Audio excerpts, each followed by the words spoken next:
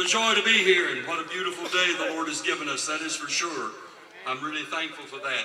Confederate Memorial Day, think about that. A memorial is that which stirs the mind, lifts the affections, and excites the will to action. So every time you have a Confederate Memorial Day, you have to ask this question: what action should be taken? Are my affections stirred? And what must I really truly do? Well, as the truth is put forth, we must embrace it and we must apply it as well. Our problem in the South is this, basically, that as Southerners, we have basically forgotten the truths, the principles, the precepts from which our Confederate ancestors fought and died. We've forgotten the cause. The cause was not slavery. Everyone knows that. Of course, the Corydon Amendment proves that very clearly. But it was Lincoln himself who proved that it was not slavery. For Lincoln said, I have no purpose directly or indirectly to interfere with the institution of slavery in the states where it exists. Later on he said, I say we must not interfere with the institution of slavery because the Constitution forbids it and the general welfare does not require it. And finally, he said this: we didn't go into the war to put down slavery, but to put the flag back and to act differently at this moment would, I have no doubt, not only weaken our cause, but smack of lack of faith.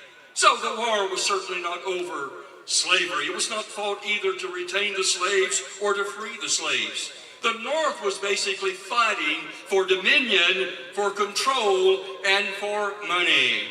And the South was basically fighting for liberty and freedom and that which was right and holy.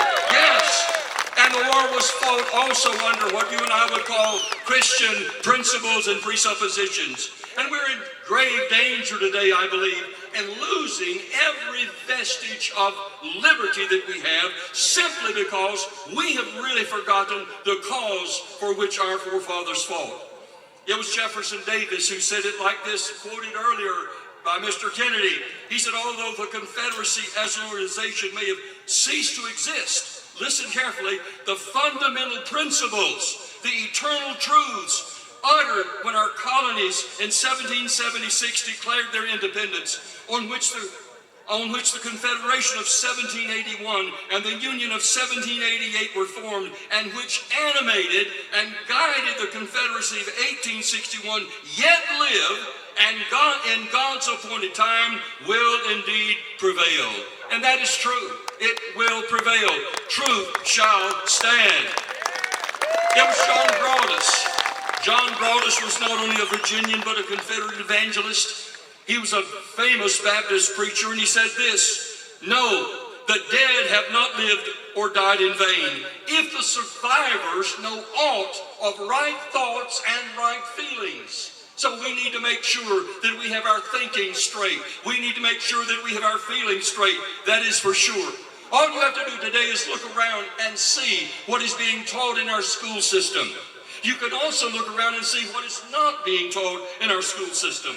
There is so much ignorance on history, Southern history, and so much ignorance even among Southern people who've been indoctrinated by Northern literature, who do not understand the principles for which we fought. Have you ever stopped to think about this? Have you ever stopped to think about all of the venom, all of the hatred that is being spewed forth against our monuments, against our statues, against anything that symbolizes the South of the Confederacy?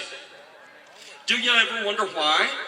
Let me tell you why. If this monument is allowed to stand to Jefferson Davis, to Stonewall Jackson, to Robert E. Lee, if others are allowed to stand, and we see the memorials all across the land, all of a sudden, somebody might say, what in the world are the meanings of all these memorials? What are they memorializing? How far have we fallen? How far have we left the principles upon which our nation was founded? Let me tell you something. There is a purpose and a deliberate purpose in trying to mutilate and trying to destroy and remove every memorial and every statue that relates to the South and Southern independence. Do you have to understand this? And you must, in order to maintain a tyrannical control. The Southern culture, the Southern history, and Southern truth must be destroyed. And that's exactly what they're trying to do. Eliminate our heritage, eliminate and rewrite our history. Now, instead of me talking about just individual soldiers today, I want to just really dwell upon the cause of the war. I want you to think about at least three principles today. The war, first of all, was a defensive war. It was self-defense. Plain and simple. May I remind you, the South did not invade the North. The North invaded the South. When Lincoln called for 75,000 volunteers for 3 months to bring the seceded cotton states back into the Union, that was the war right there. May I tell you that a union held together by force is not a union. A union held together by bayonets is not a union. You can take two tomcats, tie their tails together, throw them over a clothesline. You have union, but you certainly do not have unity. I can assure you that. Lincoln invaded the states. Listen, if you don't think the war was a defensive war, listen to this quote by Radical Republican Congressman Thaddeus Stevens. Here's what he said. The talk of restoring the Union as it was and under the Constitution as it is one of the absurdities which I have heard repeated until I have become sick of it. There are many things which make such an event impossible. This Union never shall, with my consent, be restored under the Constitution as it is.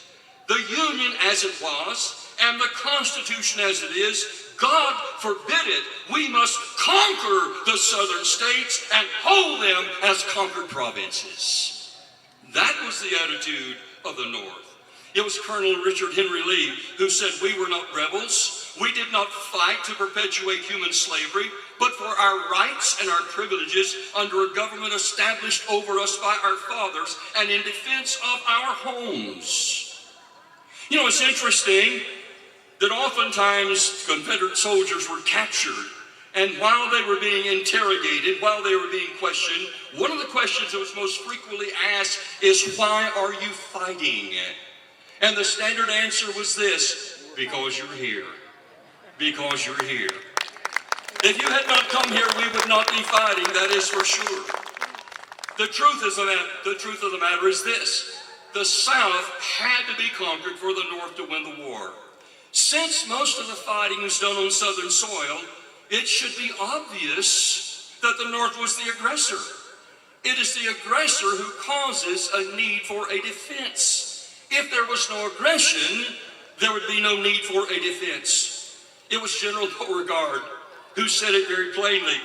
He said the fact that one army was fighting for union and the other army was fighting for disunion is a political expression.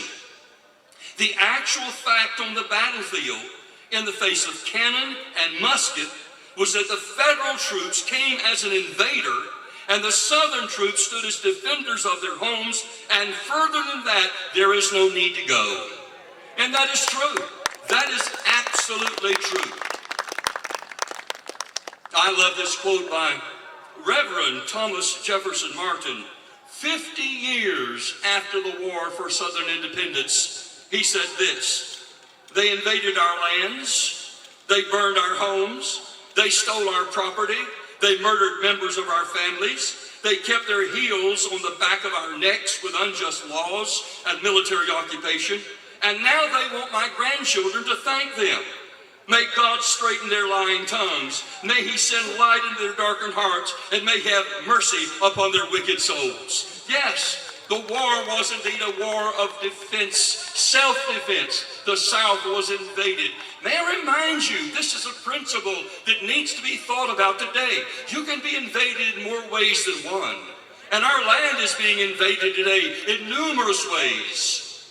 Clearly it was a defensive war. May I point out also, it was a war for freedom. You say freedom? Yeah, that is correct, because the South was fighting for the right to govern itself. Our constitutional rights had been ripped from us. Our constitutional liberties had been denied and trampled upon by the radical Republicans, and therefore we fought. Do you realize today, we think we have freedom? Things have changed. I'm an old man, but I can tell you this. When I was a teenager, when my wife and I were courting, things were absolutely, totally different. Completely different. Yes, I lived in a small town. But if I wanted to see a policeman, I had to drive uptown, and once I got uptown, I had to look around to find one. Now, you can't go 5 miles without seeing 3 or 4 of them. What has happened? Why have we become so immoral? Why have we become so wicked? Why in the world have we changed? And the answer is because we've changed our theology, and consequently our culture has changed, and that's exactly what the liberals want us to do. Let me tell you something. We are living today under the illusion of freedom. What do you mean the illusion of freedom? Well, let me tell you. If you really analyze it, if you really think about it, the only freedom that exists today is freedom to obey the government, pay your taxes, get licensed, get regulated, get inspected, get tracked, get followed, get spied upon, get injected, get medicated, and get suffocated.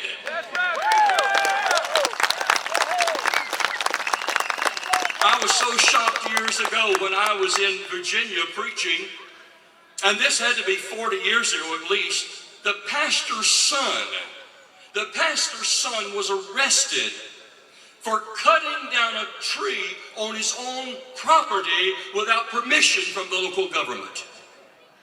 That was in Fairfax, Virginia. Can you imagine that in the state of Georgia?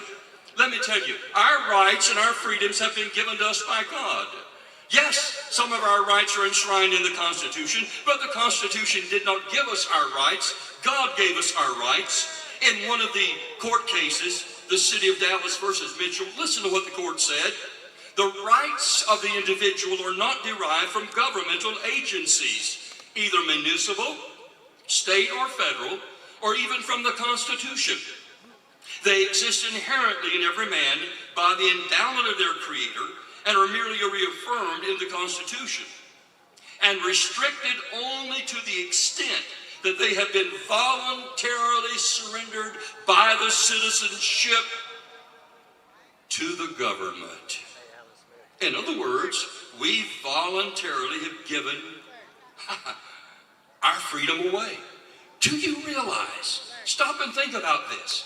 Our Confederate ancestors fought and died to prevent the very thing that is happening in Washington, D.C. today. They fought and died for freedom. They fought and died for liberty. They did not fight for tyranny.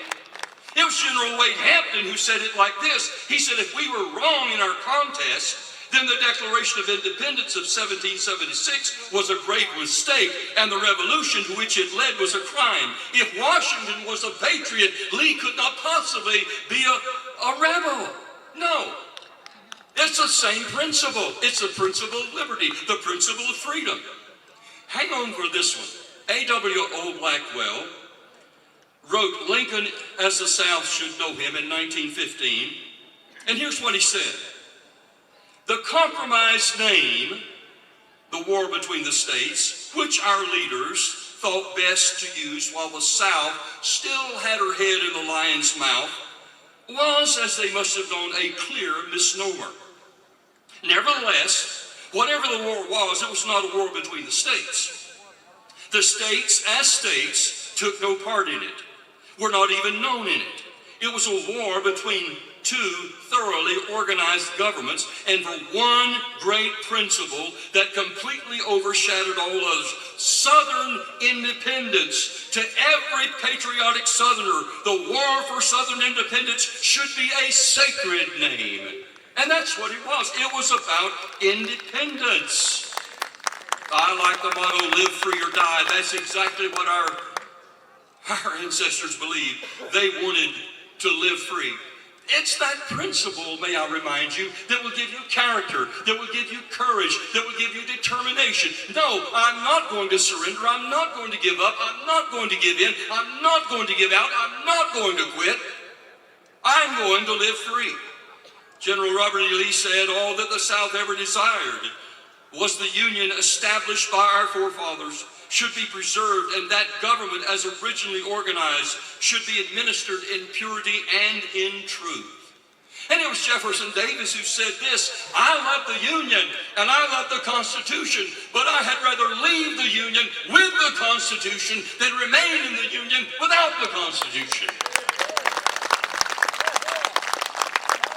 We're talking about freedom. Do you realize our ancestors really understood what they were fighting for? We have forgotten. Jefferson Smith of Charlottesville, Virginia, served under General J. Johnston Pettigrew.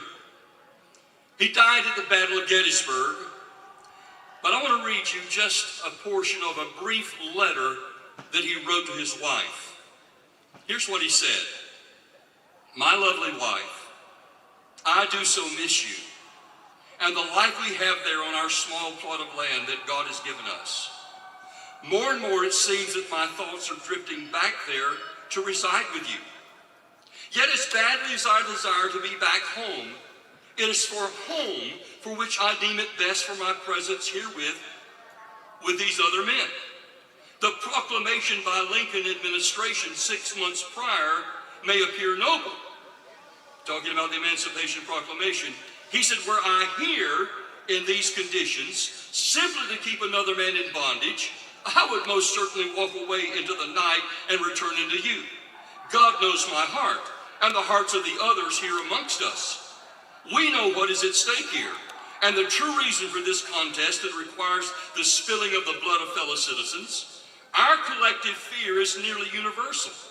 This war, if it is lost, will see ripples carry forward for 5, 6, and 7 more generations. I scruple not to believe, as do others, that the very nature of this country will be forever dispirited, that one day our great-grandchildren will be bridled by a federal bit that will deem law that if they may apply the gospel of Christ to themselves, it would be wrong, and their families and their communities, whether or not the land of their forefathers may be deceitfully taken away through taxation and coercion. A day where only the interest of the northern wealthy should be shouldered by the broken and destitute bodies of the southern poor.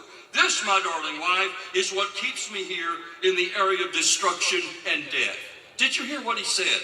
I'm not fighting to keep someone in bondage. No. Obviously, clearly he was not. But he said, if this war is lost, then for 6 and 7 generations, it's going to be our children, our grandchildren, our great-grandchildren that are going to be bridled with a federal bit, that we will be eventually destroyed. Do you understand that one of the easiest ways to prove what the war was really about is just simply read the letters, the diaries, the posts, and the orders of those who were engaged in it?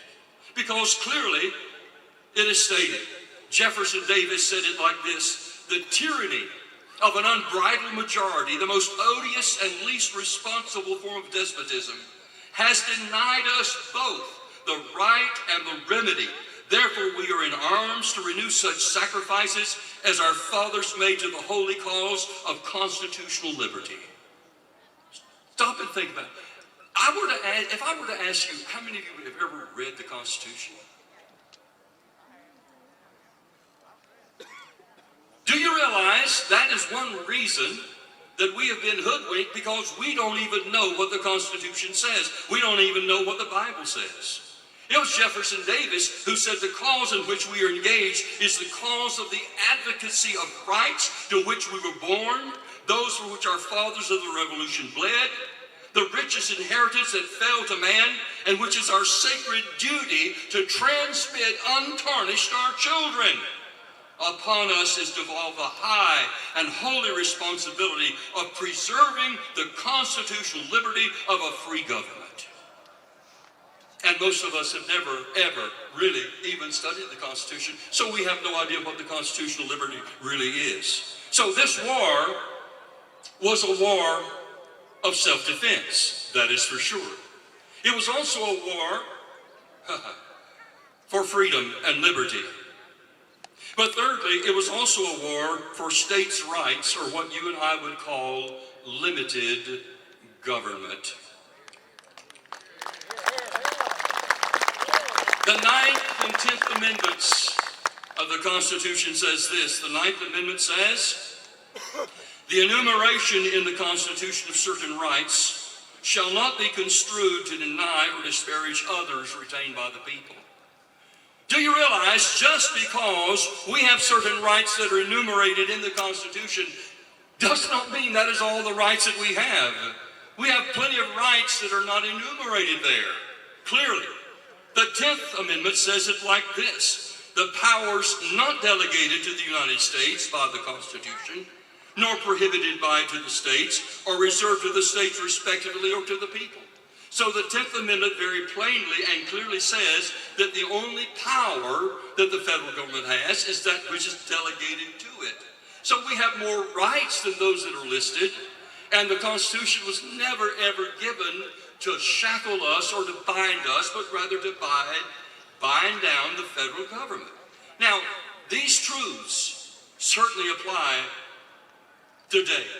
Modern day politicians do not like these truths. Let me give you several truths that are very implied and very clearly taught in these two amendments. First of all, listen carefully.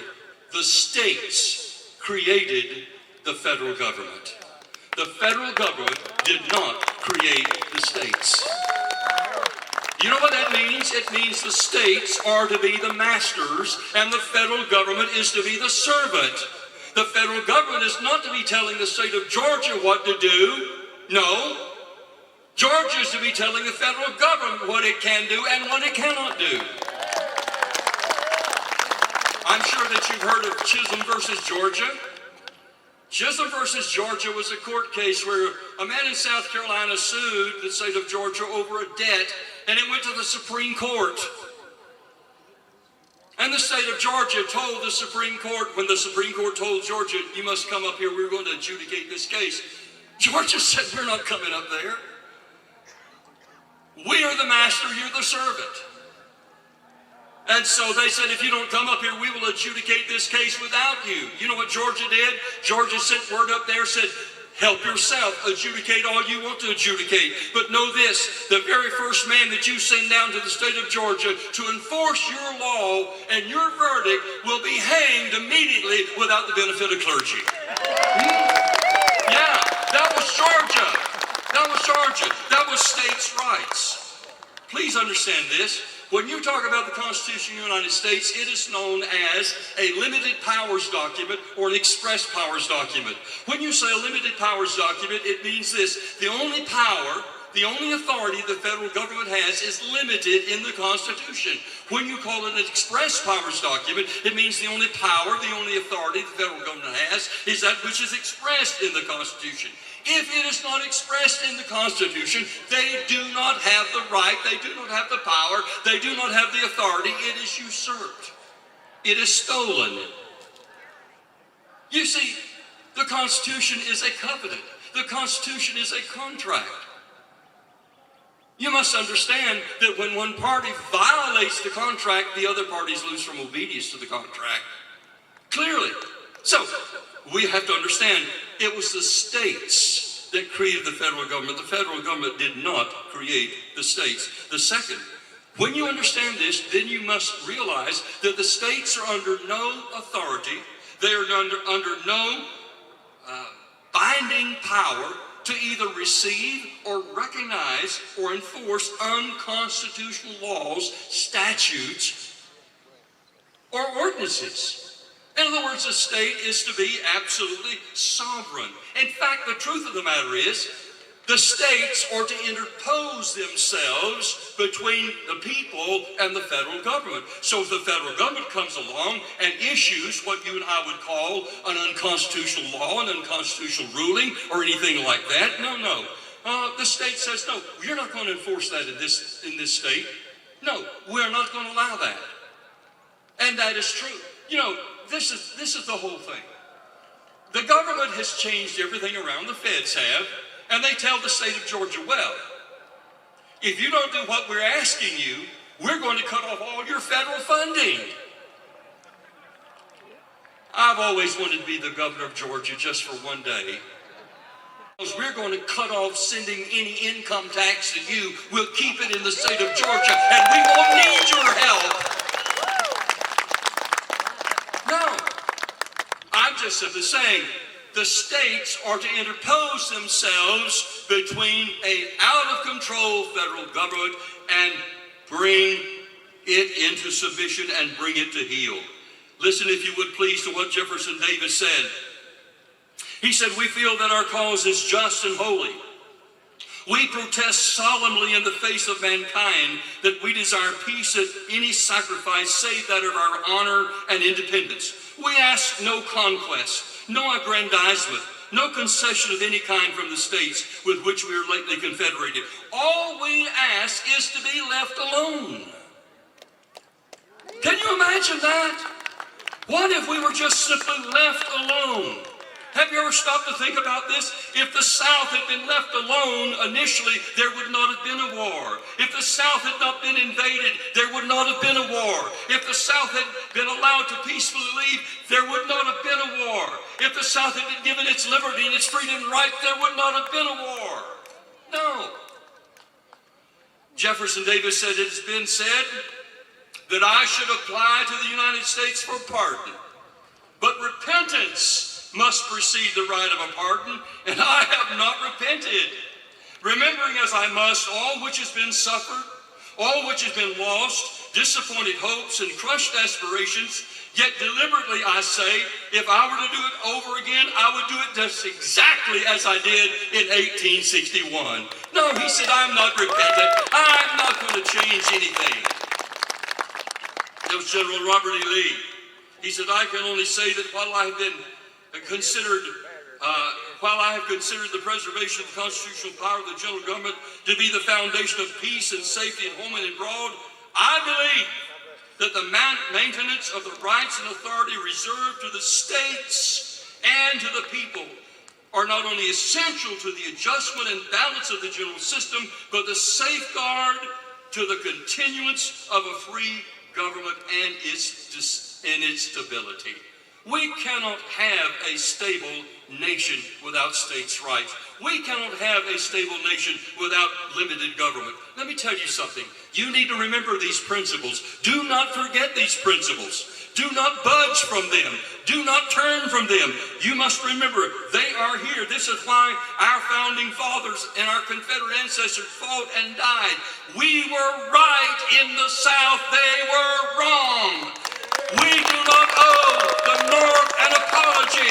We owe them no explanation. And we certainly do not need to bow our acquiescence to political correctness. As Jefferson Davis said, nothing fills me with deeper sadness than to see a Southern man apologizing for the defense we made of our inheritance. He said, our cause was so just, so sacred. Had I known all that would come to pass, I'd do it all over again. All over again. Here are principles. Here are precepts. I do not care if you're talking about Robert E. Lee, Stonewall Jackson, Jeff Davis. I don't care if you're talking about the regular, everyday soldier in the army. This is why they were fighting. It was a defensive war. It was for liberty and freedom. And it was for constitutional, limited government as it was given to us as our forefathers. You probably heard this, but I'm going to give it to you again. I do not know the author, but the title is just simply, I Am a Southerner. Here it is. I am a Southerner. I won't apologize. I won't be reconstructed. I will not surrender my identity, my heritage. I believe in the Constitution, in states' rights, that the government should be the servant, not the master of the people. I believe in the right to bear arms, the right to be left alone. I am a Southerner. The spirit of my Confederate ancestors boils in my blood. They fought, not for what they thought was right, but what was right. Not for slavery, but to resist tyranny, Machiavellian laws, oppressive taxation, invasion of his land, for the right to be left alone. I am a Southerner, a rebel, seldom politically correct, at times belligerent, I don't like Grant, Lincoln, and Sherman, or other neocon politicians like them. I like hunting and fishing, the Bonnie Blue and Dixie. I still believe in chivalry and civility. I am a face of the Southern collage of gentlemen and scholars, belles and riders, soldiers and sharecroppers, Cajuns and Creoles, Celts and Germans, freedmen and slaves. We're all the South. The South, my home, my beautiful home, my culture, my destiny, my heart. I am a Southerner. And I will add this. I am a Christian Southerner who will stand upon the inerrant, infallible, inspired, and authoritative Word of God. I do not care who says what. It is truth. I am a Christian Southerner. Reverend Robert L. Dabney, who was not only a chaplain to Stonewall Jackson, but also aide de camp, he was giving an address to the people, and he said this to these Confederates and to the people who were living after them. He said, "Sirs, you have no reason to be ashamed of your Confederate dead. See to it they have no occasion to be ashamed of you." The cause was for self-defense, freedom, liberty, limited government, the right to be left alone, and the right to do as you please under God without violating His law. Do you understand? This carving represents men of character and honor and integrity and godliness. Do not forget your heritage. You are a Southerner.